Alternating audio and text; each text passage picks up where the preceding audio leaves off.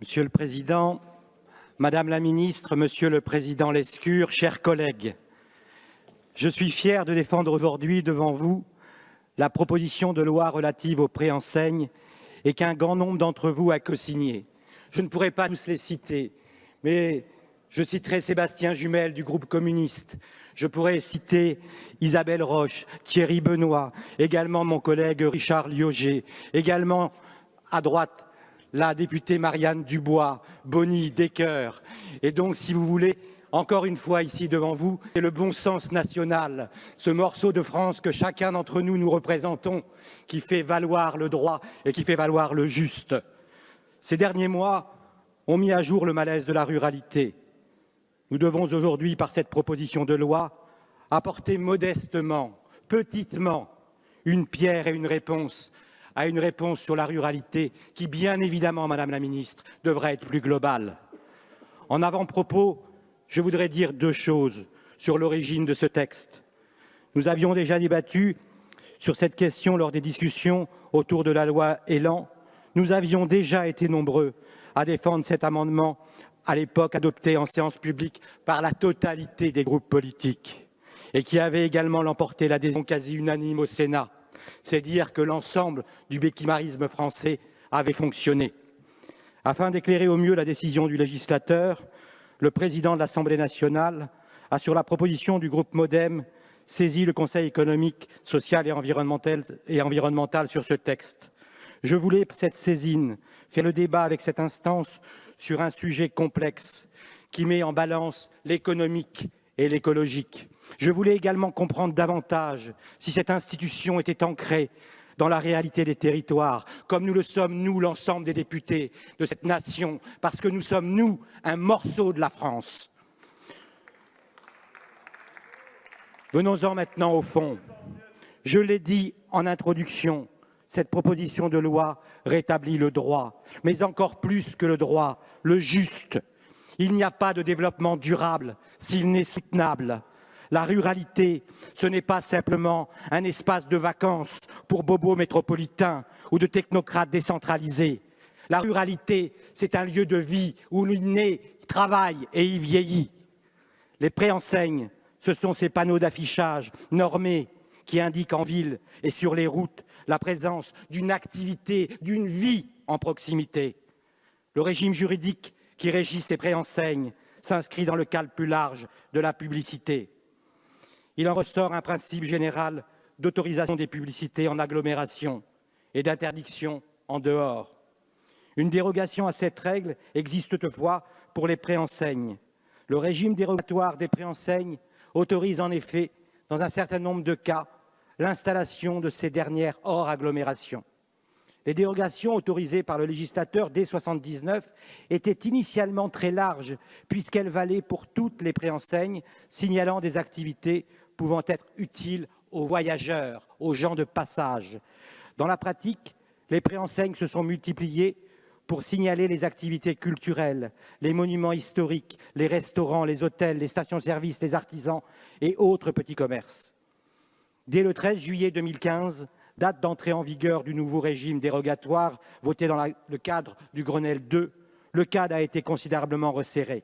Les préenseignes ne sont plus autorisées que dans les cas suivants: activités culturelles, monuments historiques classés ou inscrits et activités en relation avec la fabrication ou la vente de produits du terroir.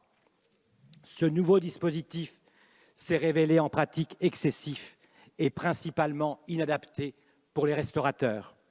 Les défenseurs de cette réglementation pensaient que les préenseignes seraient peu à peu remplacées par la recherche via Internet et par la signalisation d'informations locales appelées les SIL, que nous connaissons bien. Sur ces deux éléments, constatons que le législateur a fait fausse route. D'abord, les usages numériques ne peuvent être présentés comme une alternative crédible, alors que les zones blanches sont encore nombreuses en milieu rural et que seuls 65% du territoire est aujourd'hui couvert par la 4G. Je rappelle également qu'une zone grise ne permet pas non plus une navigation optimale. C'est dire qu'en milieu rural, il ne faut pas regarder la moyenne nationale, mais la réalité numérique du terrain, mètre par mètre. Ensuite, la signalisation d'informations locales ne s'est pas substituée au rôle autrefois joué par les préenseignes.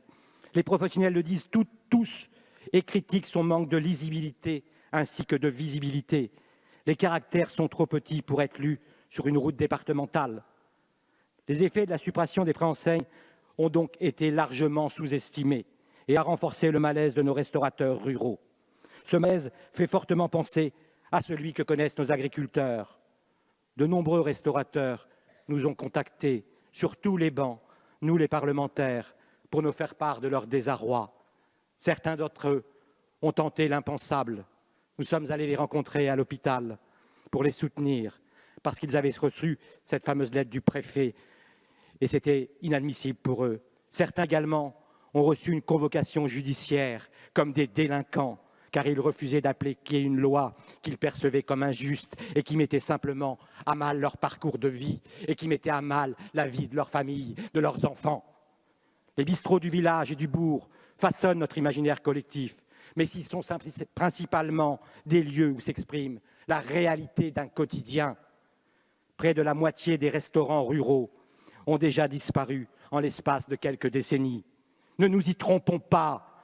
Si nous n'agissons pas, cette lente et inexorable disparition de la restauration rurale se poursuivra village par village français. Un restaurant qui ferme dans la ruralité, c'est une économie qui s'éteint, alors qu'un restaurant qui ferme dans les métropoles, c'est un autre qui ouvre. C'est là la différence. Dans ce contexte difficile, la suppression des préenseignes accentue le malaise de la profession. Il a rendu invisible bon nombre de restaurateurs sur les routes pour que ce chiffre d'affaires amené par la clientèle de passage permette juste d'atteindre le seuil critique. Certains ont perdu entre 5 et 45% de leur chiffre d'affaires. Ceux qui ne sont pas soumis à la nouvelle réglementation s'exposent à des amendes journalières de 200 € par jour. Nous, parlementaires, rencontrons ces restaurateurs et mesurons l'ampleur de la détresse. Déjà à terre, l'interdiction des préenseignes vient souvent leur poser le dernier coup de grâce. Qu'on ne me parle pas de commission Théodule, qui étudieraient dans le détail le chiffre d'affaires de chacun, mais ouvrez les yeux, allez à la rencontre des plus humbles, préférez l'inconfort de l'action au confort de la pensée dans un bunker parisien. La fracture territoriale grandit et l'idée des métropoles gagnantes face à des territoires ruraux perdants fragilise notre pacte social, fragilise notre Parlement, fragilise notre représentation. Je le répète à souhait, ce régime juridique donne le sentiment d'une déconnexion entre la prise de décision politique à l'échelle nationale et la réalité vécue sur le terrain.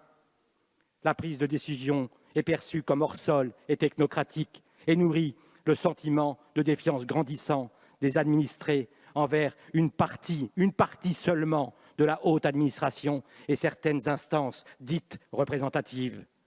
Ces mots sont au cœur des mouvements sociaux qui traversent notre pays depuis plusieurs mois maintenant. À l'heure où nous devons tirer les conclusions du grand débat national, je crois que nous pouvons rester sensibles aux appels du terrain. Certains craignent, à juste titre, que ce texte dénature notre cadre de vie. J'aimerais insister sur une chose. Bien sûr que nous avons tous à cœur la préservation de nos paysages ruraux, mais gardons-nous d'une vision binaire de la ruralité.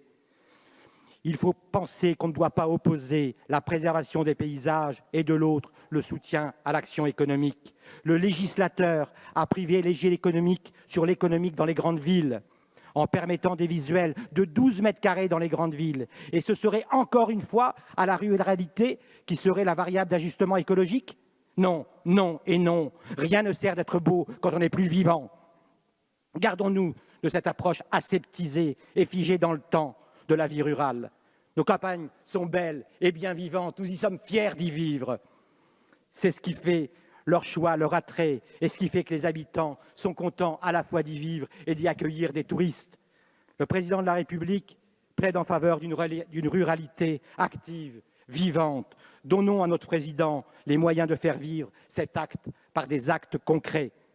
Dans la recherche, ce juste équilibre entre la préservation des paysages et l'affichage publicitaire est sérieux. Je pense que nous devons donc limiter aux restaurateurs ruraux ce texte. Ce sont aussi des activités que les préenseignes sont utiles car les voyageurs et les gens de passage qui ont un chantier momentanément vont pouvoir trouver. Nous pouvons raisonnablement écarter le risque de forêt de préenseignes. L'installation des préenseignes reste strictement encadrée par les règlements pour ce qui concerne les règles de dimension, de distance et de nombre. La préenseigne, ce n'est pas l'arbre qui cache la forêt, c'est simplement cette petite pancarte qui indique un lieu de vie et d'économie. Ces craintes mises à part, je pense que nous avons ici l'opportunité d'envoyer un soutien fort au monde rural, au MoDem comme dans l'ensemble des partis politiques. Ce combat pour promouvoir des équilibres territoriaux plus justes nous est cher. Notre projet tel que nous le portons depuis de nombreuses années a pour objectif la réussite de la France des territoires. La ministre Jacqueline Gourault, ministre de la Cohésion des territoires, a annoncé le lancement d'un nouvel agenda rural. Considérons que la présente petite proposition de loi, une toute petite pierre, en sera le chantier qui ouvre et qui s'ouvre à Madame la ministre. Là où la norme n'est pas adaptée, il nous appartient de la changer. Nous vivons une période où il est nécessaire de retisser les liens parfois brisés entre les difficultés quotidiennes vécues sur les territoires et les prises de décision publiques et nationales. Pour la pérennité de la restauration rurale, pour la ruralité dans sa globalité, vous, députés, vous, morceaux de France, morceaux de ce terroir, je vous demande de voter ensemble cette proposition de loi. Merci beaucoup, monsieur le rapporteur. La parole est désormais